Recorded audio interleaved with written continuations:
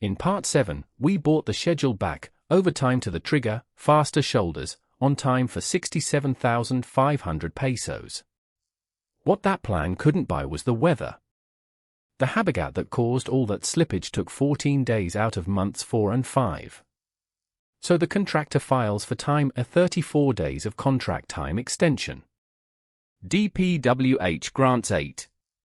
Today, the 2 rules that killed 26 days, and why the 8 that survived matter more than they look.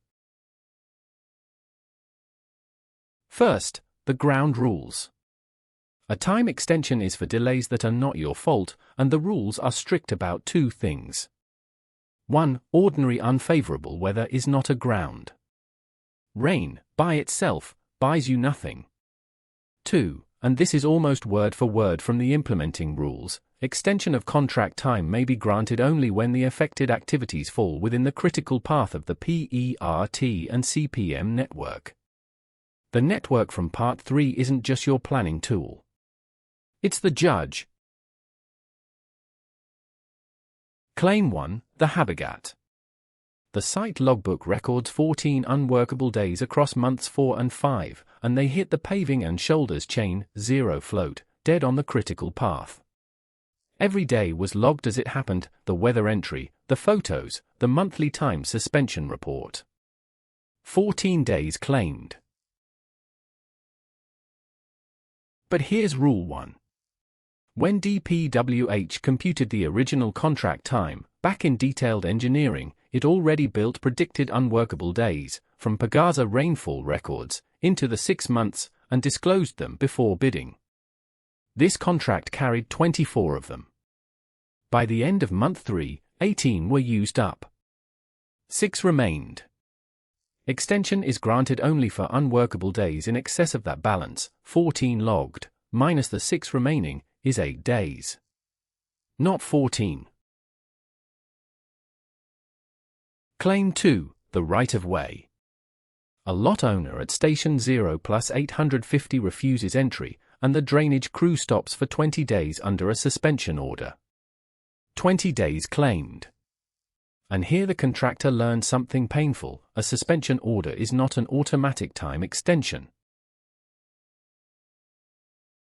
Because Rule 2, the extension follows the critical path, and drainage isn't on it. From Part 3, drainage finishes its own work by month 4 but isn't needed until 5.5, a month and a half of float, about 45 calendar days. The 20-day stoppage pushes drainage to month 4.7. Still early.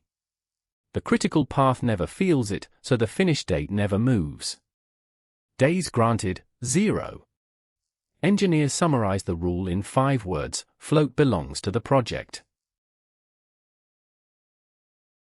The verdict: 34 days requested, 8 days granted. The contract expiry moves from day 180 to day 188. And notice what the extension does not include: money. Contract prices are fixed. An extension gives you time. Never pesos. So what did 8 days actually buy? Start with what they didn't. The storm still burned about 20,000 pesos of site overhead every day, roughly 280,000 across the rains, and that stays burned. It's what the OCM contingency was priced for. Here's what the 8 days do buy. First, liquidated damages only start after the contract time expires, including duly granted extensions. The project closes 8 days past the original date, but inside the revised one. The meter never starts. Second, Part 7's cliff. Finish past expiry with slippage of 10% or worse, and the rule doesn't say the agency may terminate.